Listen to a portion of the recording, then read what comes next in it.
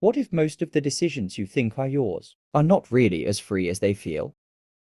You wake up every day believing you are in control of your life. You choose what to wear. You choose what to eat. You choose what to do with your day. It feels like freedom. But underneath all of that, something is quietly shaping your decisions before you even notice it. Money. Not just the money you have right now, but the awareness of money in your mind. Because even when you are not actively thinking about it, Your brain is constantly running background calculations. can I afford this? What happens if I fail? Is this too risky? Should I choose something safer? These thoughts feel logical. Responsible even, but in reality, they are filters. And filters don't just influence your decisions. They remove options before you ever see them. So you are not actually choosing from everything. You are choosing from what is left after fear and financial limitation. Already remove the rest. Over time, this becomes automatic. So automatic that you stop noticing it. And you start calling it personality. I'm just not that type of person. That's not realistic for me. I should stay safe. But many of these thoughts are not identity.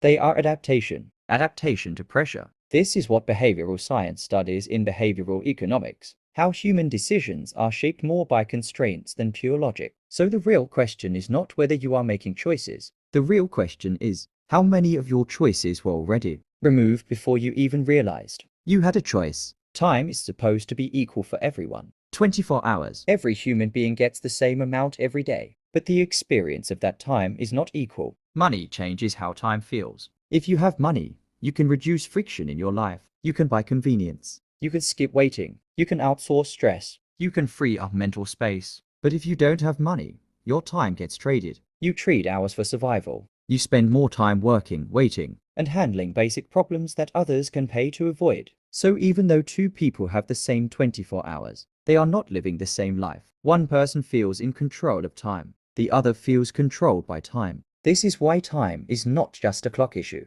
It is a financial experience. And when time becomes survival-based, the brain stops thinking long-term. It switches into reaction mode. Just survive today. Repeat tomorrow. This is why many people feel like they are always behind in life. Not because they are lazy, but because their time is consumed before they can use it freely. This concept is deeply connected to behavioral decision patterns in behavioral economics, because scarcity changes how humans think, decide, and plan. Most people believe they work to live, but slowly, something changes without them noticing. They start living to work, not because they want to, but because they have to. Life requires money for survival. Food costs money. Shelter costs money. Transport costs money. Everything essential has a price attached to it. So work becomes the center of life. At first, it feels temporary. Just something to get by. But temporary routines slowly become permanent cycles. And before long, the cycle becomes life itself. Wake up, work, sleep, repeat. Not because you chose it, but because survival requires it. And when survival depends on repetition,